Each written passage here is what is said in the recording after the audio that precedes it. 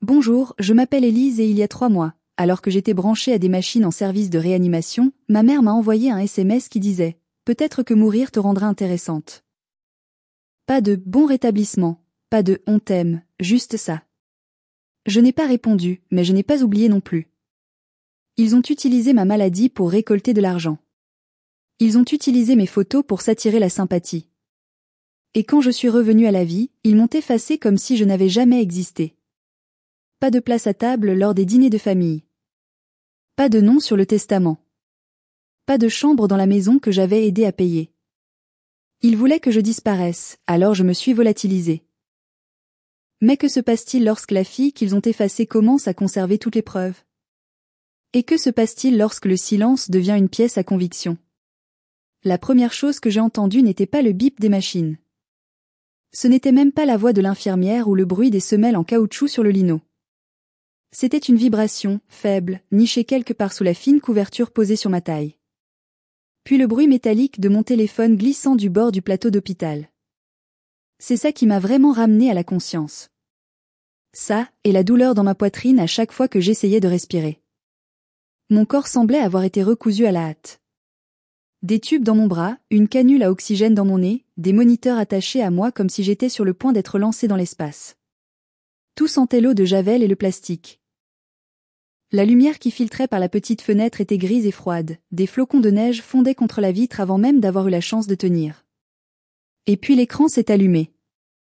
Ce n'était pas un « comment vas-tu » ou un « on arrive ». Non, c'était un SMS de ma mère. Peut-être que mourir te rendra intéressante. J'ai cligné des yeux, je l'ai relu. Il n'y avait pas de faute de frappe, pas d'erreur de correcteur automatique, pas de « je rigole » qui suivait ou même un fichu emoji.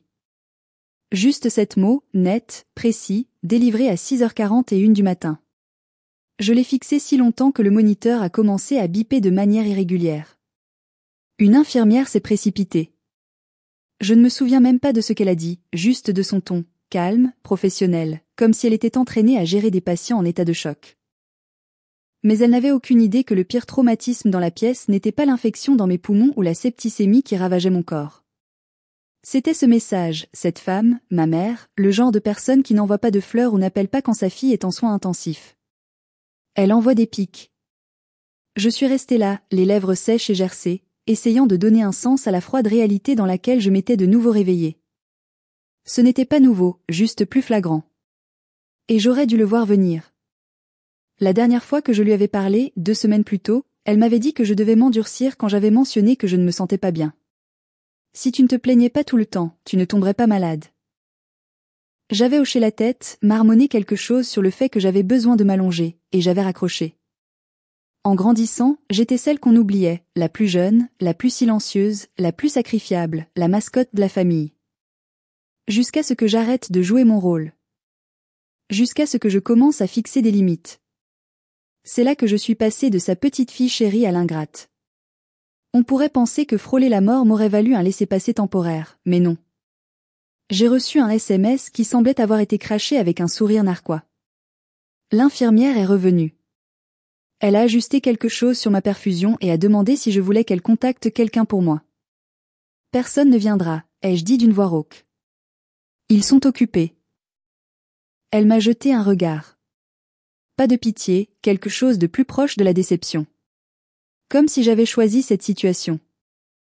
Comme si je n'avais pas supplié, plaidé, payé des factures, été présente à des anniversaires où je n'étais même pas invitée, financé des études pour lesquelles on ne m'a jamais remercié. C'est à ce moment-là qu'elle est entrée. L'infirmière que je n'avais pas vue plus tôt. Elle avait la peau mate, des cheveux bouclés attachés en un chignon lâche, et des yeux qui ne sciaient pas Élise, dit-elle.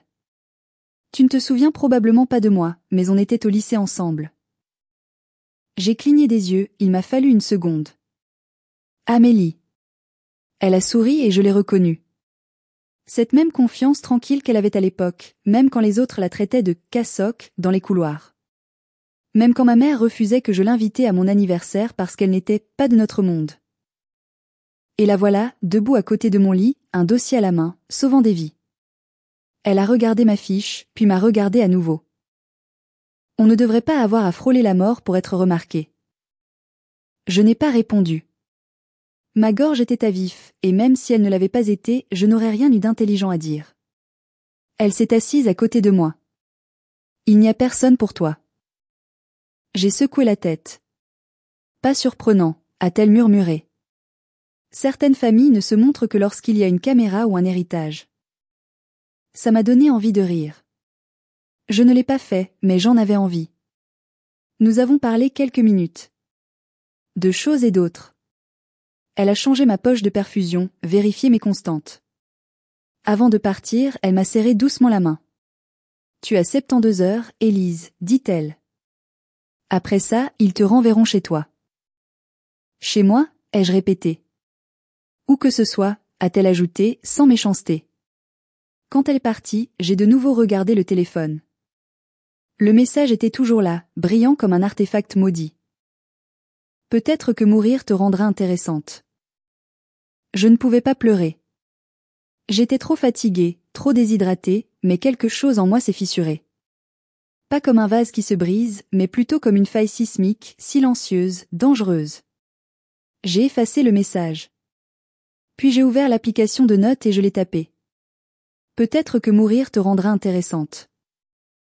Je l'ai regardé, je l'ai réécrit sur papier, j'ai déchiré ce papier, je l'ai réécrit encore. C'est devenu un mantra, un chant de sirène, un cri de guerre.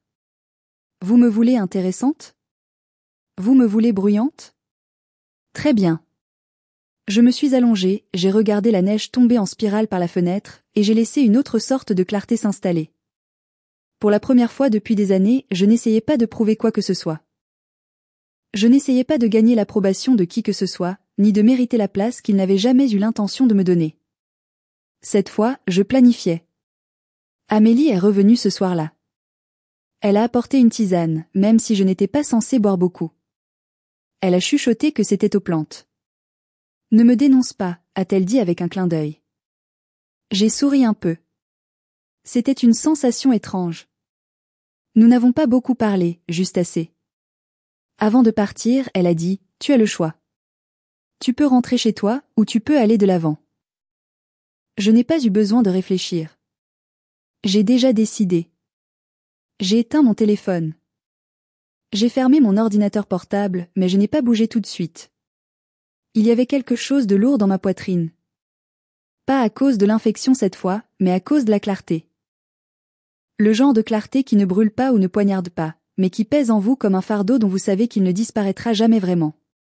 Le genre de clarté qui signifie qu'il n'y a pas de retour en arrière possible. Quand l'infirmière est entrée pour vérifier mes constantes, j'avais déjà signé les papiers de sortie.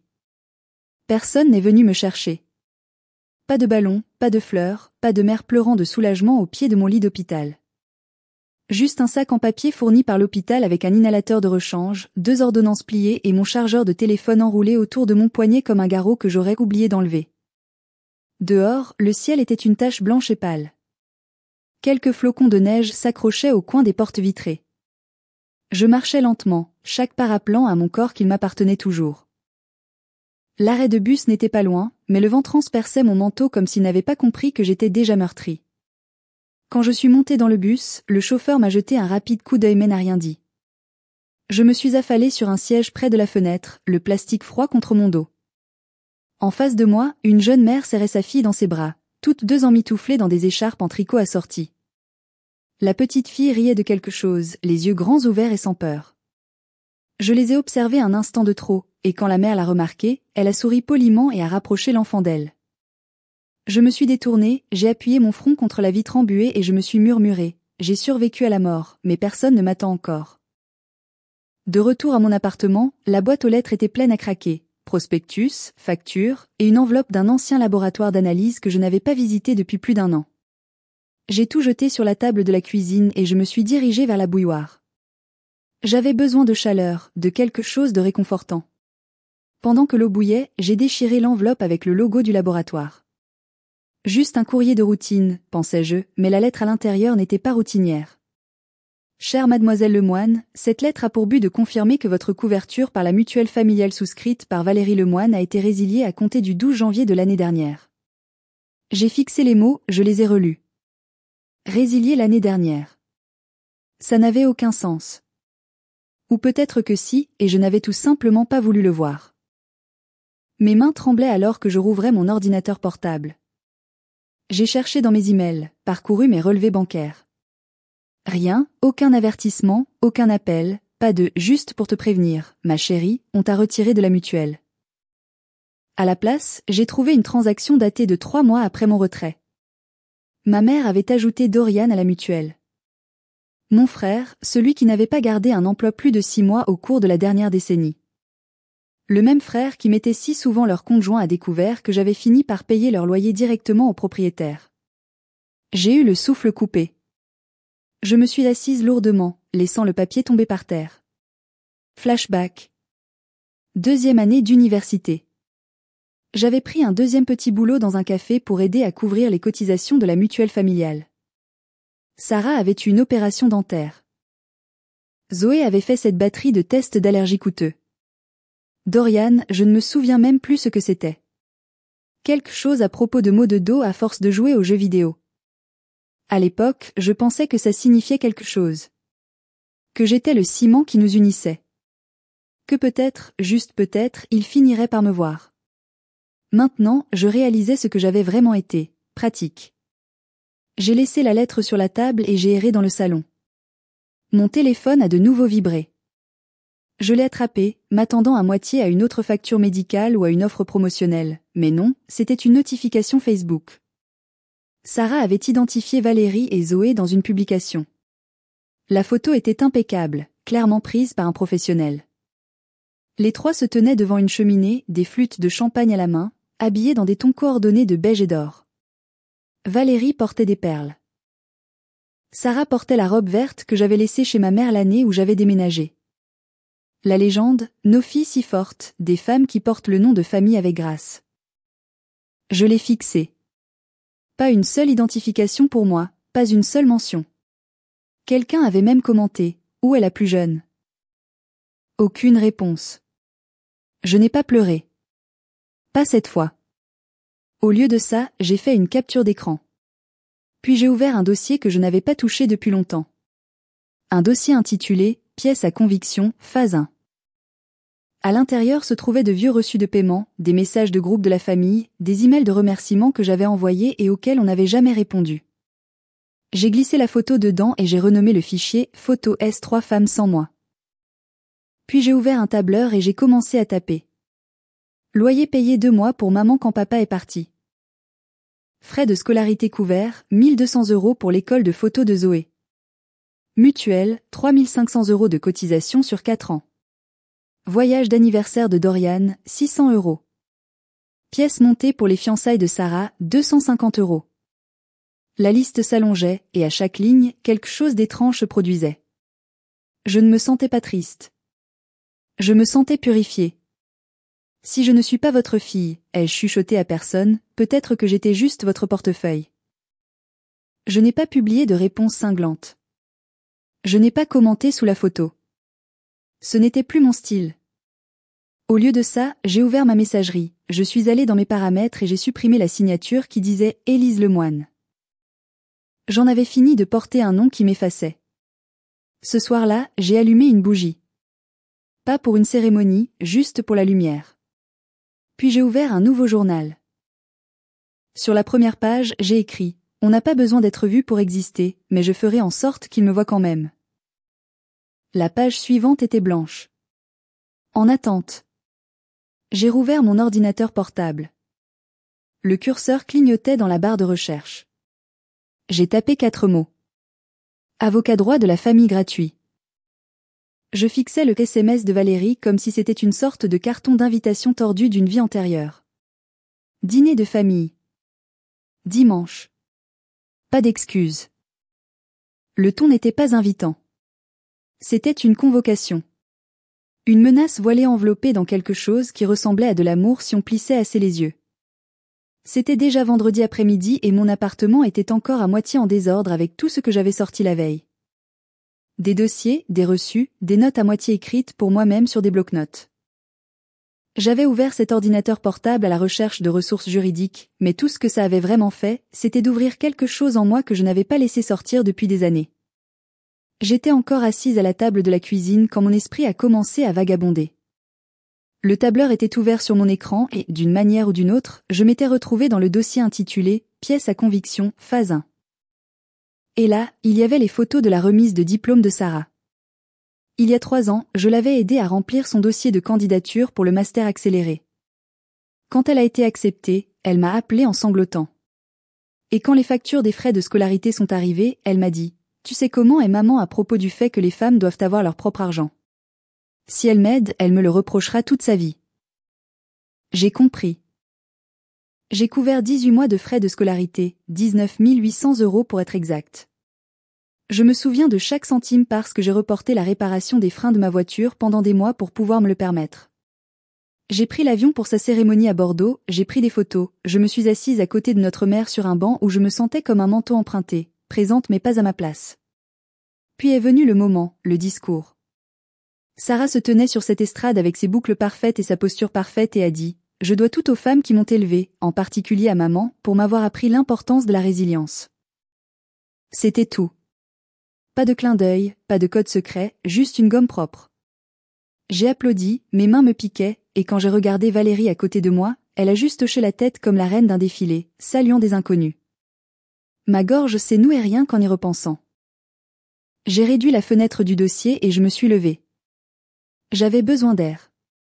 J'ai attrapé mon manteau et je suis sortie.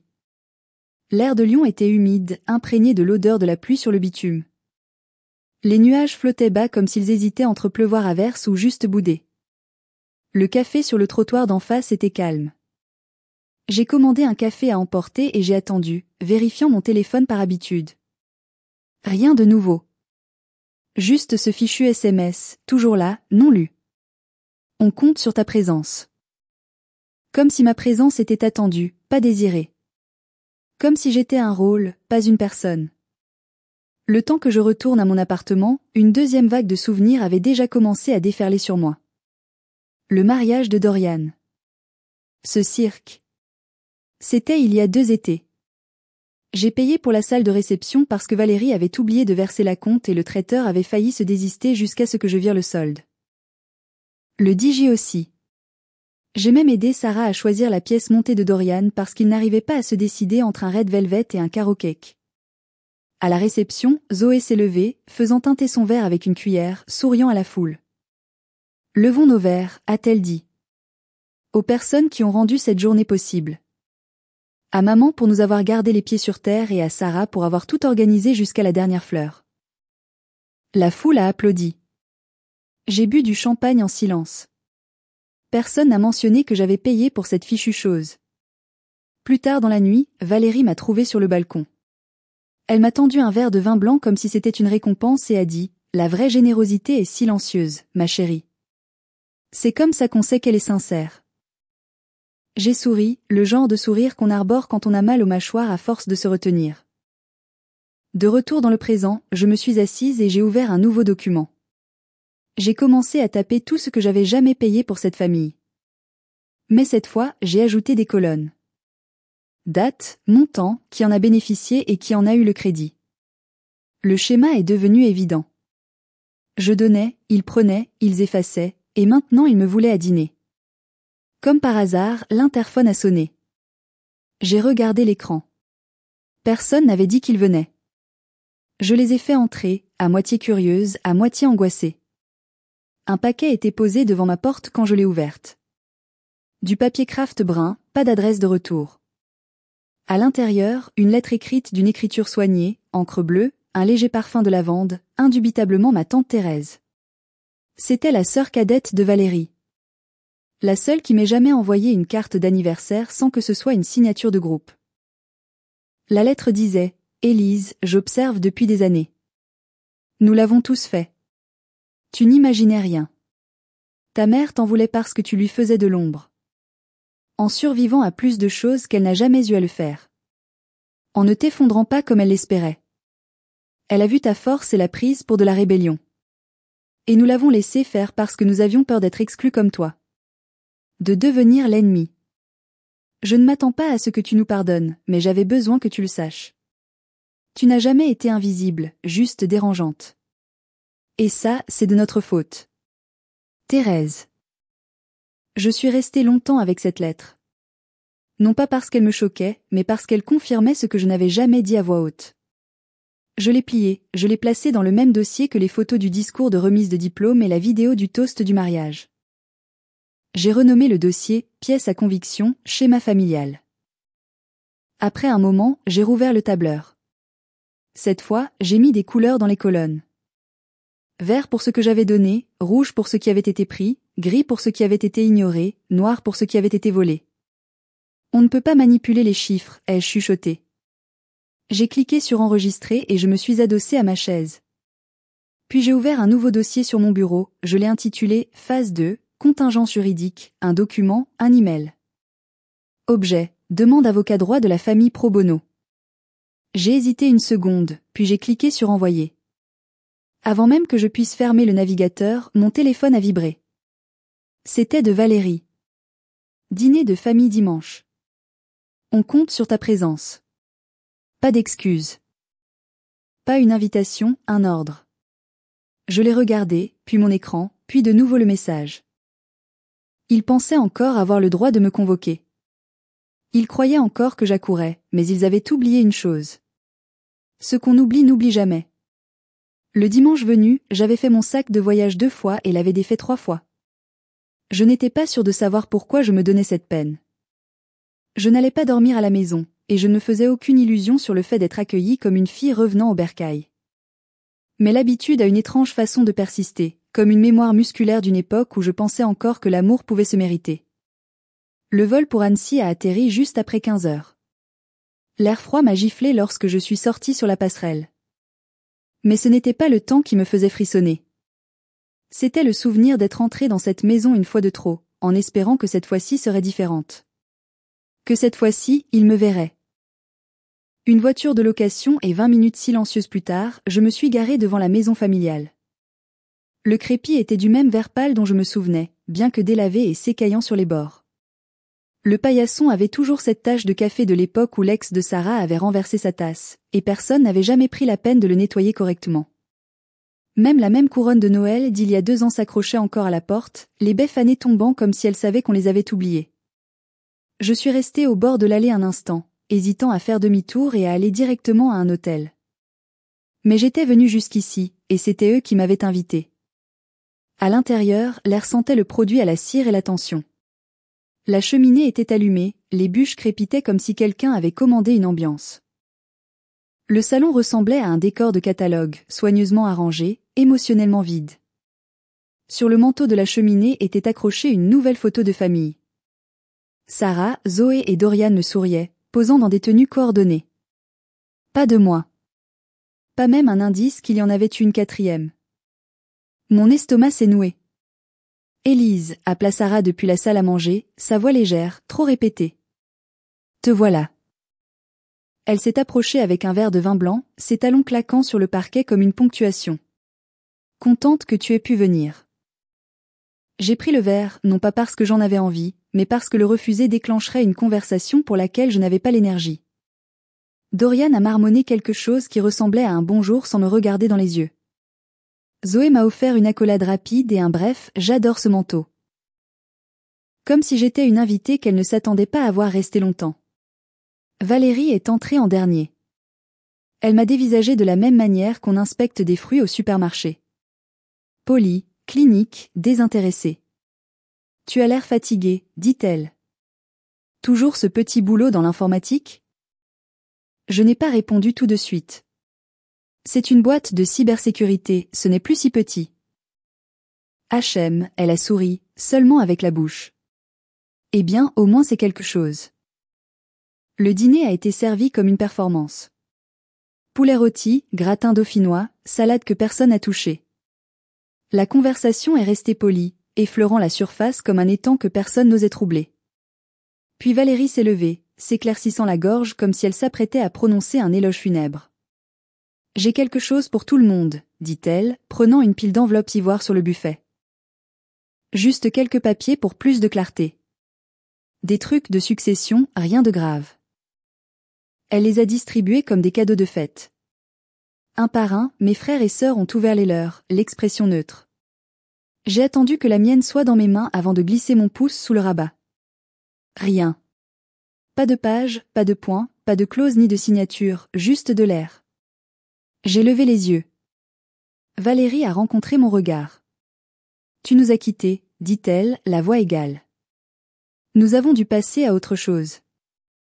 L'air dans la pièce a changé très légèrement, comme si tout le monde avait expiré en même temps, mais essayait de faire comme si de rien n'était. Je ne suis même pas mentionnée, ai-je demandé. Tu as fait tes choix, a-t-elle répondu. Les actions ont des conséquences. Sarah a siroté son vin. Zoé a ajusté sa serviette. Dorian fixait la salière comme si elle contenait toutes les réponses. Vous m'avez effacé, ai-je dit, plus fort que je ne l'avais prévu. La voix de Valérie a baissé d'une octave alors qu'elle s'approchait. C'est moi qui t'ai mise au monde. Tu m'appartiens. Et c'est là que quelque chose en moi s'est libéré. Alors tu n'aurais pas dû essayer si fort de me supprimer, ai-je répliqué. Si tu es si fier de m'avoir créé, pourquoi travailles-tu si dur à prétendre que je n'existe pas? La pièce est devenue silencieuse.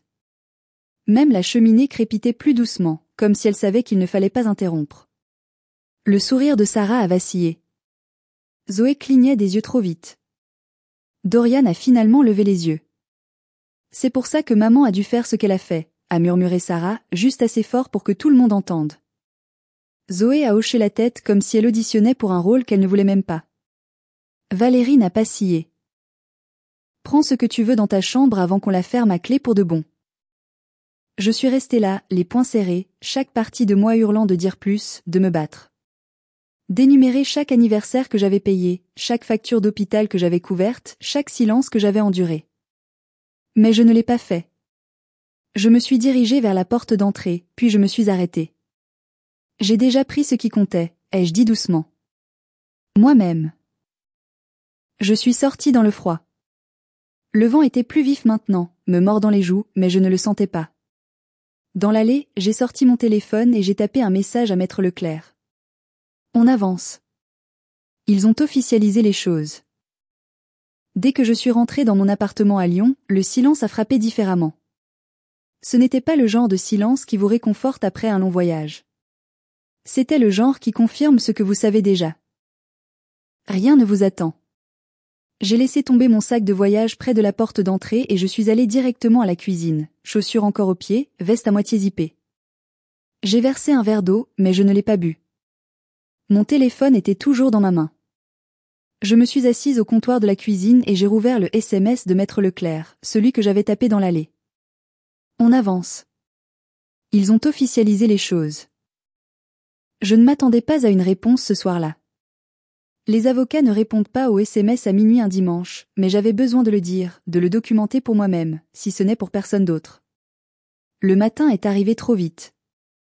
La lumière filtrait à travers les stores comme une invitée indésirable. Je n'avais pas beaucoup dormi. Au lieu de cela, j'étais restée éveillée à rassembler les fragments de tout ce qui venait de se passer. Mon effacement du testament. L'expression suffisante de Valérie, la supériorité de Sarah, comme si elle jouait l'hôtesse dans une émission de télévision. À 8 heures du matin, j'étais assise à mon bureau, un café à la main, l'ordinateur portable allumé. J'ai ouvert le dossier que j'avais créé la semaine dernière. Phase 2, contre-attaque.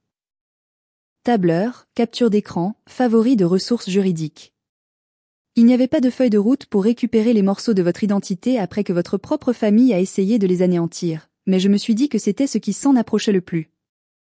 J'ai cliqué sur le modèle de documentation sur l'abus financier et j'ai commencé à extraire des chiffres d'anciens relevés. Pendant que je travaillais, j'ai activé l'enregistreur vocal de mon téléphone et j'ai commencé à parler, surtout pour garder les pieds sur terre. Si ça va au tribunal, ai-je dit à voix haute, j'aurai besoin de preuves mémorielles. Les émotions ne sont pas fiables. La mémoire, si. C'était étrange au début de parler à une machine, mais au cours des 2 heures suivantes, j'ai trouvé un rythme. Mémos vocaux, journaux de données, même des captures d'écran horodatées d'anciens transferts Lydia. J'ai tout étiqueté. Je ne me contentais pas de riposter. J'organisais. Vers 11 heures, j'ai fait une pause pour m'étirer et vérifier mon téléphone. Il y avait une notification d'Instagram. Quelqu'un m'avait identifié sur une photo. C'était inhabituel. Je ne gardais pas ce compte actif. Curieuse, je l'ai ouverte. C'était une publication d'un organisateur de mariage basé à Napa. L'image était soignée et prétentieuse. Sarah et Mathieu, mon ex, debout devant un vignoble, les mains entrelacées avec « fiancé », écrit en calligraphie superposée sur le ciel. J'ai cligné des yeux en regardant l'écran. Il était là, souriant dans ce même costume que je l'avais autrefois aidé à choisir pour un entretien d'embauche qu'il n'a jamais obtenu. La légende en dessous m'a retourné l'estomac. Merci à maman pour le match parfait. Voilà. Pas seulement de la trahison, pas seulement de l'effacement. C'était de l'orchestration. Mathieu m'avait dit un jour que ma mère lui donnait la chair de poule. Il disait qu'elle le regardait comme s'il était un substitut à quelque chose qu'elle n'avait jamais pu contrôler. J'aurais dû savoir. J'aurais dû faire confiance à ce malaise. Je n'ai pas pleuré. Je n'ai même pas ressenti de rage. Pas tout de suite. J'ai ressenti du dégoût. Froid et profond. J'ai fermé l'application et je suis retourné à mon ordinateur portable. J'ai créé un nouveau dossier à l'intérieur de la phase 2, je l'ai intitulé « Exploitation de réputation, collusion familiale interne ». À l'intérieur, j'ai commencé à faire glisser des fichiers, des photos, des messages, des chronologies. La façon dont Valérie était passée de froide à manipulatrice quand Mathieu avait commencé à s'éloigner de moi. Les invitations forcées au dîner de famille, la fois où elle m'avait prise à part et dit « J'ai toujours pensé qu'il était plus adapté à Sarah. Tu es trop sérieuse pour lui. » À l'époque, je pensais qu'elle était ta mère. Maintenant, je le voyais clairement. Elle était stratégique. J'ai passé l'après-midi à configurer des applications d'enregistrement sur mon téléphone. Tout appel, sortant ou entrant, serait désormais automatiquement archivé. Je n'avais pas beaucoup de conversations ces jours-ci, mais quand j'en avais, elles étaient rarement innocentes. J'ai aussi sauvegardé tous les dossiers financiers que j'ai pu trouver. Virements bancaires, reçus PayPal, les aides mensuelles que j'avais envoyées quand Sarah ne pouvait pas payer son loyer et que la voiture de Dorian avait été mise à la fourrière pour la 3e fois en un an. Tout est allé dans des dossiers séparés. Vol de biens, diffamation, schéma d'exploitation financière. Pas de drame, juste des preuves. Au crépuscule, je me suis assise sur le canapé et j'ai ouvert la conversation de groupe de la famille. La même qui était restée en sommeil la majeure partie de l'année, sauf quand Valérie envoyait des rappels d'anniversaire ou transférait des mèmes politiques drôles auxquels personne ne riait. J'ai tapé « Salut » juste pour vous prévenir. Je vais couper tous les liens financiers la semaine prochaine. Organisez-vous en conséquence. Puis j'ai appuyé sur envoyer. Personne n'a répondu. Mais dans les 2 heures qui ont suivi, Zoé a posté une story sur son Instagram. Certaines personnes oublient qu'il les a aidés à devenir quelque chose. Subtil, classe, mesquin. J'ai ri, non pas parce que c'était drôle, mais parce que c'était si prévisible. C'était leur façon de fonctionner. Se cacher derrière des sous-entendus. Ne jamais dire la vérité directement. De cette façon, ils pouvaient toujours le nier quand on les confrontait. J'ai passé le reste de la soirée à enregistrer une vidéo privée de moi-même. Salut, ai-je dit à la caméra. Sans maquillage, en sweat, les cheveux attachés. Ceci est pour une sauvegarde juridique. Horodaté, sans montage. J'ai pris une profonde inspiration. Je ne suis pas folle. J'ai été effacée. Et maintenant, je reconstruis la vérité. Pas par vengeance, pour l'exactitude, pour la protection. J'ai fait une pause, puis j'ai de nouveau regardé l'objectif. S'il m'arrive quelque chose, à mon téléphone, à mes comptes, à mon appartement, vérifiez ce dossier en premier. J'ai téléchargé le fichier sur un disque cloud sécurisé. Un seul contact partagé, Maître Leclerc. J'étais sur le point de fermer mon ordinateur portable pour la nuit quand un nouvel email est arrivé. Pas d'expéditeur, pas d'objet. J'ai hésité un instant. Quelque chose à ce sujet me semblait étrange. Je l'ai ouvert. Texte noir sur fond blanc. Tu ferais mieux d'arrêter ou on te détruira encore plus. Je n'ai pas dormi cette nuit-là. Le message est resté dans ma boîte de réception comme une ombre. 6 mots, pas de nom, pas de contexte, pas de chaleur, juste une menace. Tu ferais mieux d'arrêter ou on te détruira encore plus. Je ne l'ai pas tout de suite transféré à Maître Leclerc. Pas encore. J'avais besoin de m'asseoir avec, d'abord. Le laisser mariner au fond de mon estomac. Retourner chaque mot jusqu'à ce qu'il ne ressemble plus à du feu. Juste des données, un fichier, une autre pièce à conviction. Le lendemain matin, je me suis réveillée plus tôt que d'habitude. J'ai sauté le café, sauté les informations. J'ai ouvert mon ordinateur portable et j'ai fait ce que je fais toujours quand quelque chose fait mal. Je suis allée chercher la source. J'ai passé le message dans un vérificateur de métadonnées. L'adresse IP était masquée. Quiconque l'avait envoyé en savait juste assez pour brouiller les pistes, mais pas assez pour m'ébranler. Je n'étais pas secouée. J'étais résolue. Quelques heures plus tard, alors que j'organisais les dossiers de preuves juridiques de plus en plus nombreux, mon téléphone a sonné avec un message d'une amie à qui je n'avais pas parlé depuis plus d'1 an. « Salut, tout va bien ? J'ai vu ta page GoFundMe. Je ne savais pas que la situation était toujours aussi mauvaise. » J'ai cligné des yeux en lisant le message, puis encore une fois, puis j'ai ouvert le navigateur. Il a fallu une seule recherche, juste une. GoFundMe. Mon nom. Mon visage. C'était là. En plein centre. Ma photo dans un lit d'hôpital. Pâle et branchée à des machines. Légende, aider Élise à se remettre de sa maladie dévastatrice. Coup continu, thérapie. Soutenez son courageux parcours. Le profil était listé sous le nom de Valérie Lemoine. L'organisatrice, ma mère. Il y avait aussi des mises à jour, chacune plus dramatique que la précédente. Ne peut toujours pas marcher, a besoin de soins à long terme, se bat pour sa vie chaque jour. Je n'étais pas en fauteuil roulant. Je n'étais pas invalide. J'avais repris le travail à temps partiel depuis plus d'1 mois. Mais apparemment, Valérie avait récolté plus de 6 200 € en se servant de mon image et de mon silence. La violation n'a pas frappé comme un cri. C'était plus silencieux que ça, plus chirurgical. J'ai lu chaque ligne de chaque mise à jour, les doigts froids sur le clavier. Chaque dollar donné, chaque commentaire sympathique d'étrangers qui croyaient à l'histoire. J'ai tout capturé. Chaque mise à jour, chaque nom de donateur, chaque fois que Valérie se qualifiait d'aidante dévouée. Je n'étais pas furieuse. Pas de la manière dont il s'y attendait probablement. Je ne pleurais pas. Je n'appelais pas. Je calculais. J'ai pris le téléphone et j'ai appelé Maître Leclerc. Nous allons de l'avant avec l'affaire de fraude, ai-je dit d'un ton neutre.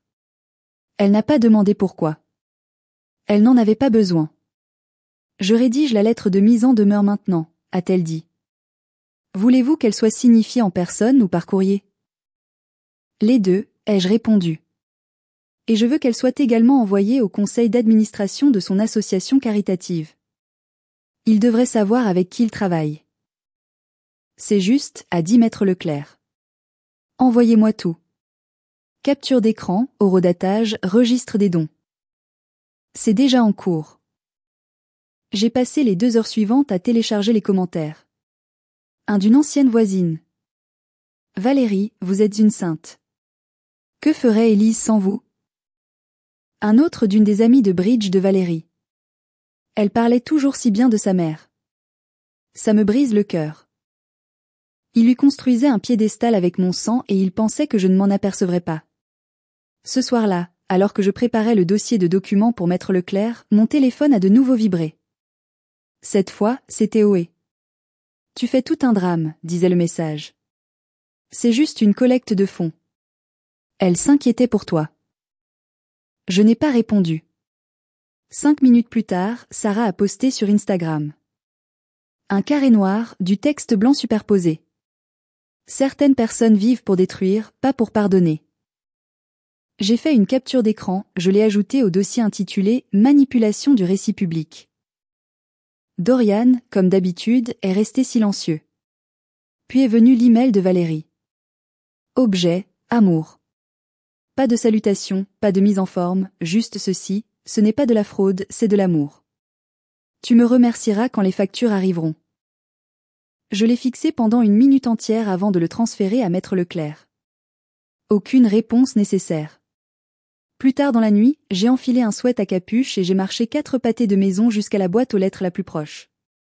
Dans mes mains, 2 grandes enveloppes, l'une adressée directement à Valérie, l'autre au conseil d'administration de son association. Toutes deux contenaient des lettres de mise en demeure. Toutes deux décrivaient les statuts violés. Toutes deux étaient certifiées conformes et horodatées.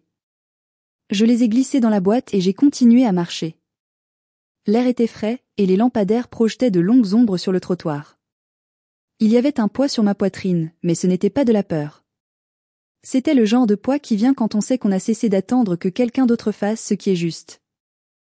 De retour à la maison, je me suis assise à mon bureau et j'ai ouvert un nouveau document, une ébauche de ma déclaration. Pas pour les réseaux sociaux, pas pour eux, pour moi. Pour mémoire, pour quand les gens commenceraient à demander pourquoi j'ai fait ce que j'ai fait.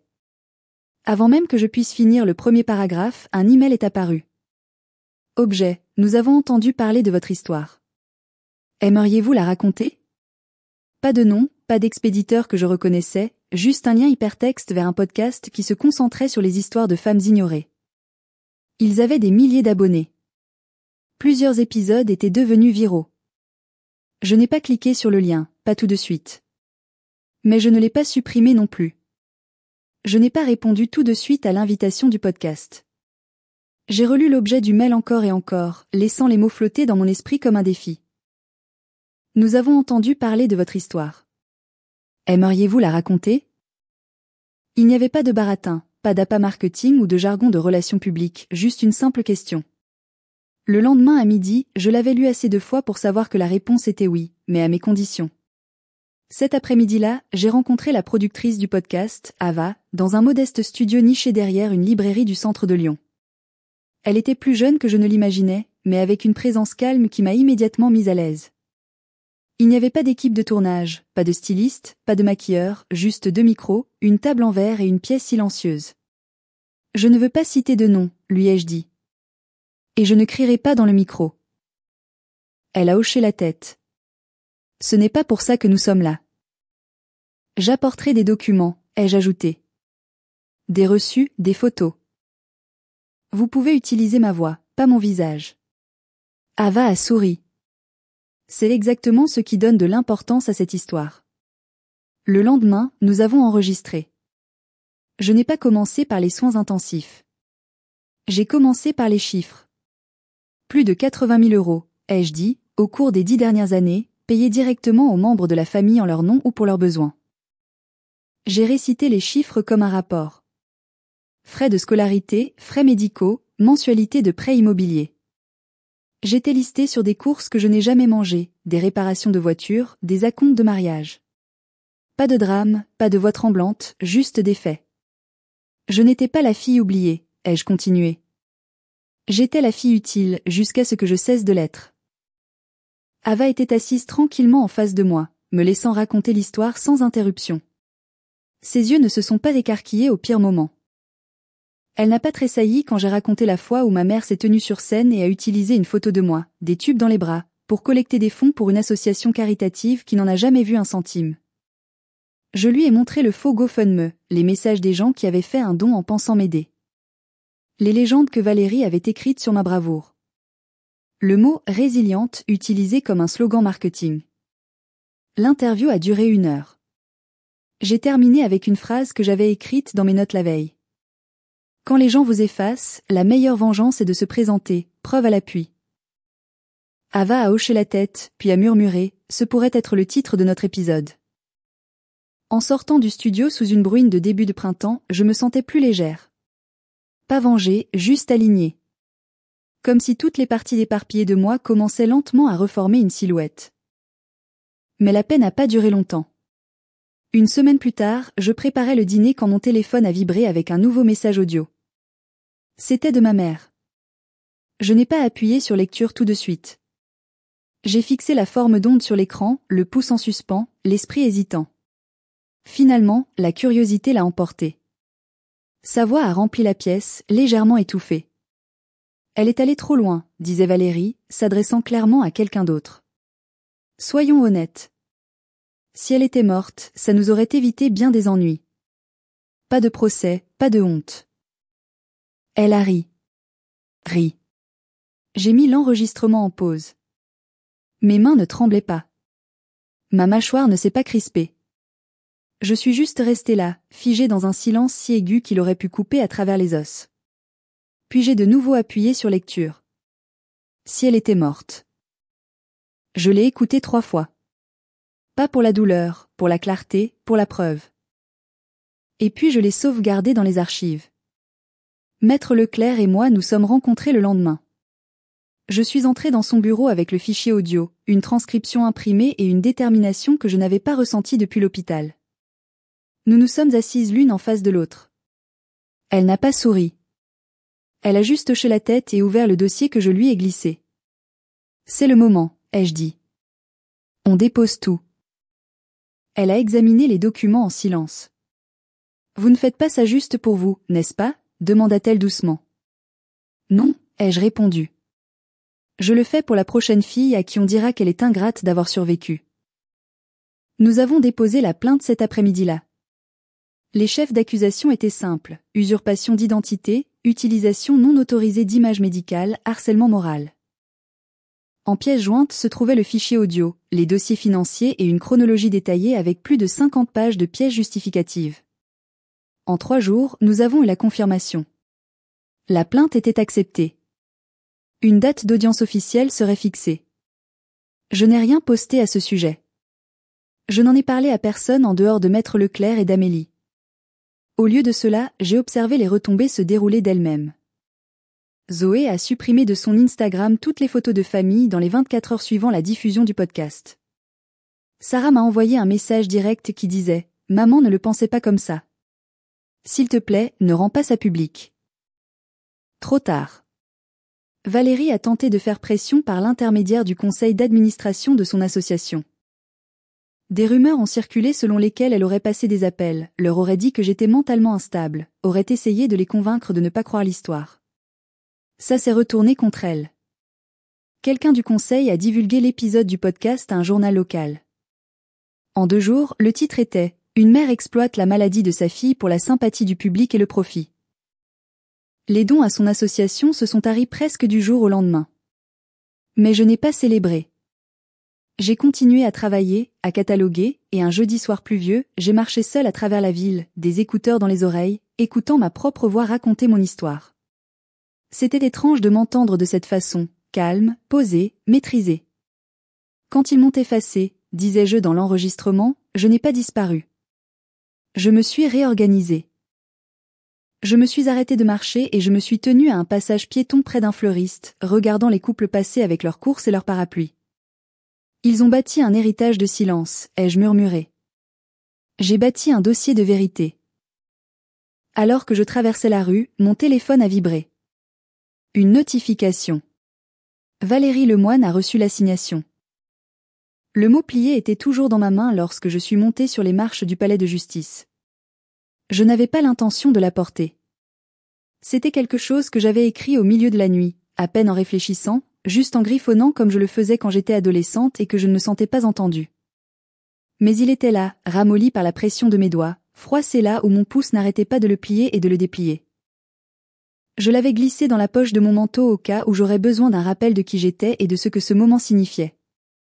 Maître Leclerc m'a rejointe à l'entrée, des dossiers dans une main, son téléphone dans l'autre. Elle a levé les yeux et a fait un bref signe de tête. Elle ressemblait au genre de femme qui porte la vérité comme une lame. J'espérais qu'un peu de cela avait déteint sur moi. À l'intérieur, le tribunal bourdonnait déjà. Quelques journalistes traînaient près du couloir, l'un d'eux levant un téléphone alors que je passais. J'ai gardé la tête droite. Mon nom était désormais public, non pas parce que je le voulais, mais parce que rester invisible n'avait jamais été un choix. Ils avaient pris cette décision pour moi il y a longtemps. Quand nous sommes entrés dans la salle d'audience, je les ai vus assis ensemble, Sarah et Zoé, tailleur pastel assorti, sourire crispé. Sarah a jeté un coup d'œil dans ma direction, puis a baissé les yeux sur sa tablette. Zoé a offert un rapide sourire répété qui n'atteignait pas ses yeux. Dorian n'était pas là. Pas de surprise, il ne se montrait jamais quand il fallait rendre des comptes. Valérie est entrée en dernier, lunettes de soleil toujours sur le nez, bien que la pièce soit éclairée par des néons bon marché. Son avocat marchait à ses côtés, un homme d'une 60aine d'années qui semblait préférer être au golf. Elle s'est assise sans reconnaître personne. Maître Leclerc s'est penché vers moi. N'oubliez pas, elles vous ont appris le silence. Vous leur apprenez les conséquences. J'ai hoché la tête. Ma gorge était serrée, mais pas par le stress.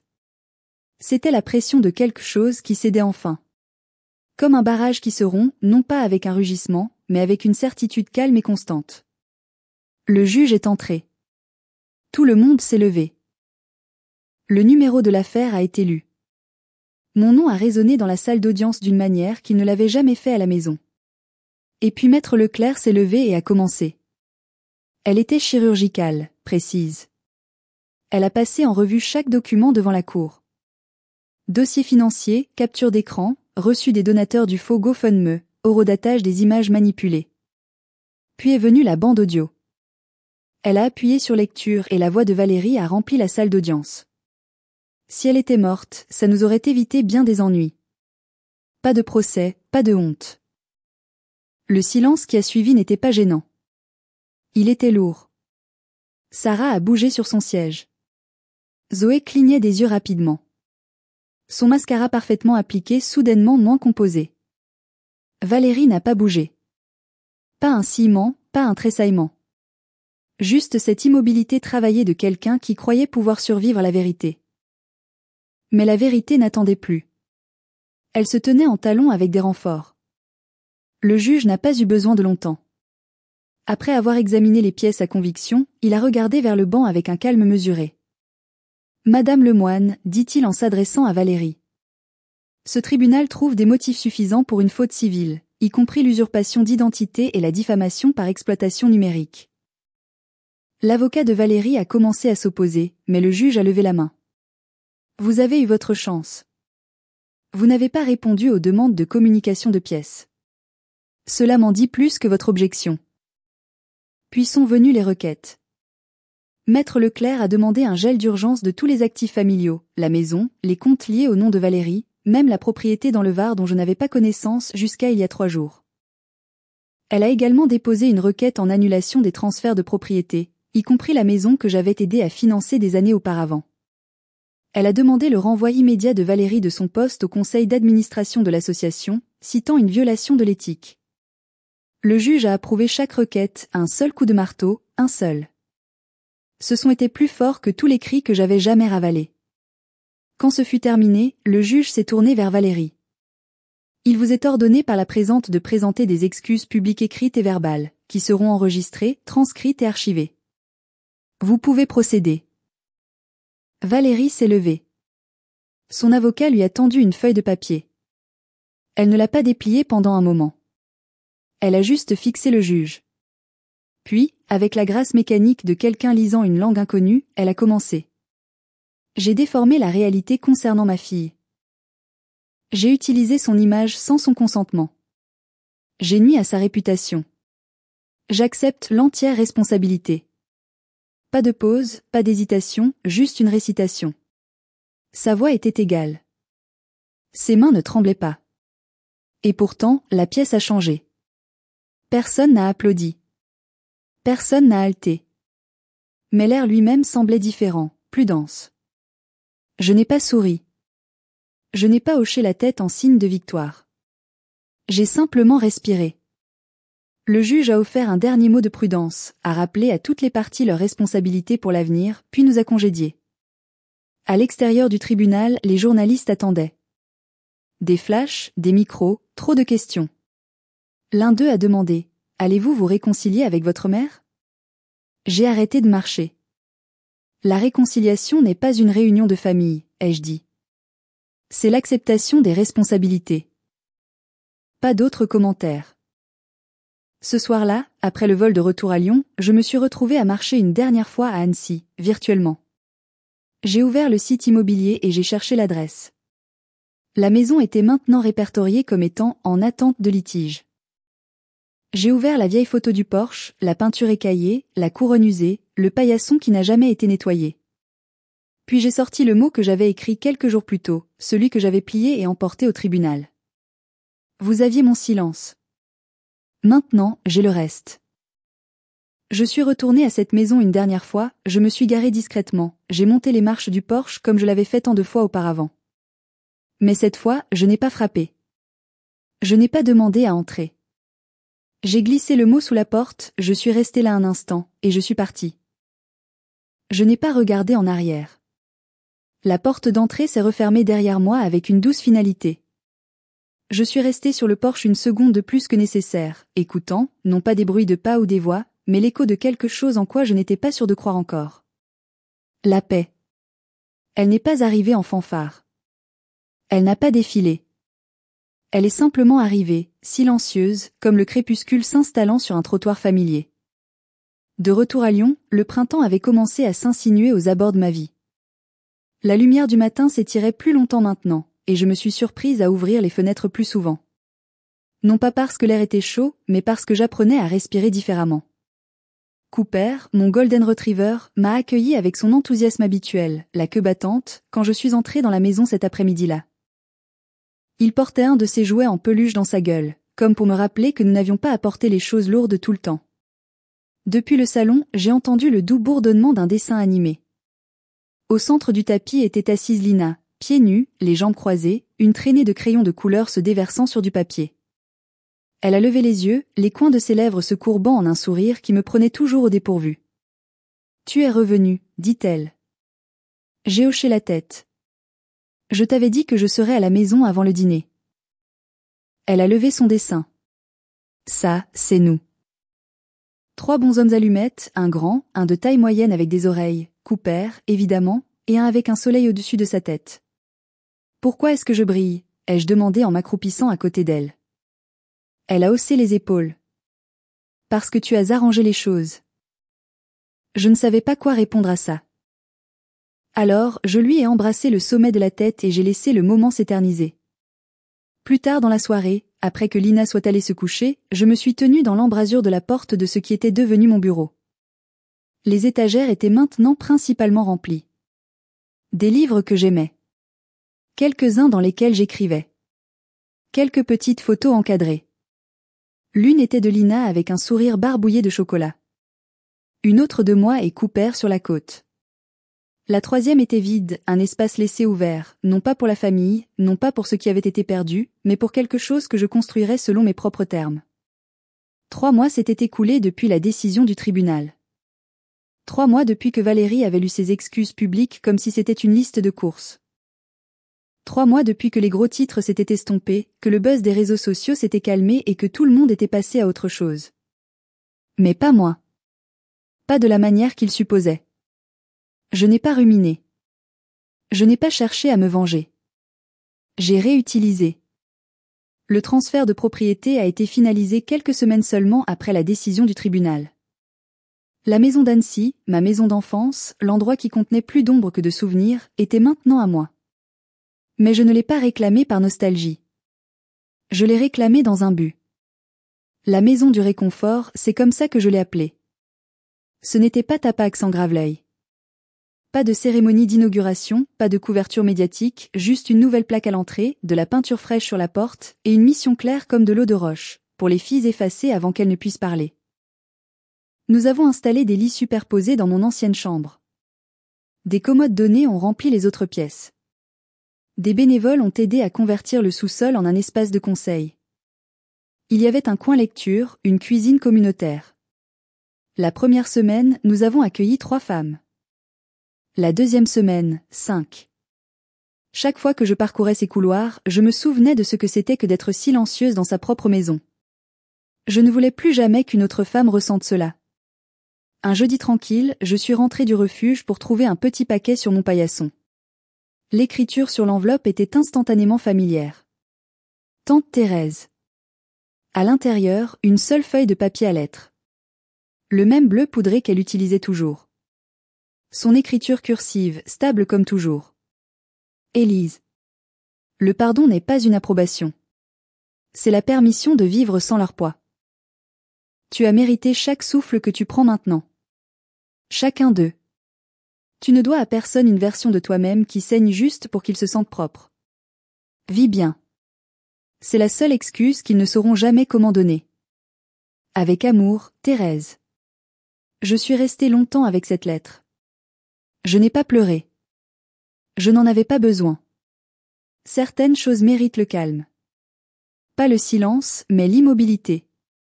J'ai plié la lettre et je l'ai placée dans le tiroir de mon bureau, à côté des papiers d'adoption que j'attendais encore de finaliser.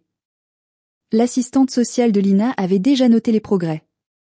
Nous étions un foyer stable.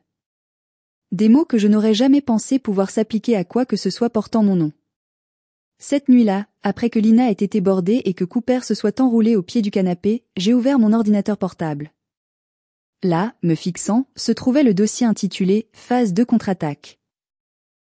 J'ai survolé le curseur dessus, puis lentement, j'ai cliqué sur « Supprimer ». Ça n'a pas ressemblé à une perte. Ça a ressemblé à une libération. À sa place, j'ai créé un nouveau dossier, Les aventures de Lina. Le premier fichier que j'ai sauvegardé était un scan de son dessin de ce matin. Celui où je brillais. Le second était une photo que j'ai prise plus tard cette semaine-là. Lina et Cooper courant à travers les fleurs sauvages derrière le refuge. Le vent dans leurs cheveux, le soleil sur leur visage. Pas d'héritage de douleur les suivant. Juste de la joie, présente et honnête. Plus tard, j'ai ouvert mon journal, une vieille habitude que j'avais reprise, et j'ai écrit une seule ligne. Je ne suis pas morte, mais j'ai bien disparu. Et puis j'ai choisi d'être retrouvée. En fermant le livre, la voix qui me hantait autrefois a chuchoté depuis un coin poussiéreux de ma mémoire. Peut-être que mourir te rendra intéressante. J'ai souri.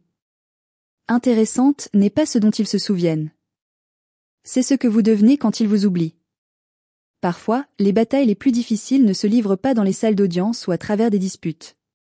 Elles se livrent en silence, en partant, et en choisissant de guérir au lieu de riposter. Cette histoire n'était pas une question de vengeance. C'était une question de reconquête de sa propre valeur, même lorsque votre propre famille essaie de l'enterrer. Que feriez-vous si quelqu'un en qui vous aviez confiance essayait de vous effacer? Dites-le moi dans les commentaires. Et n'oubliez pas de vous abonner si vous voulez plus d'histoires vraies comme celle-ci, où la survie n'est pas la fin, mais juste le commencement.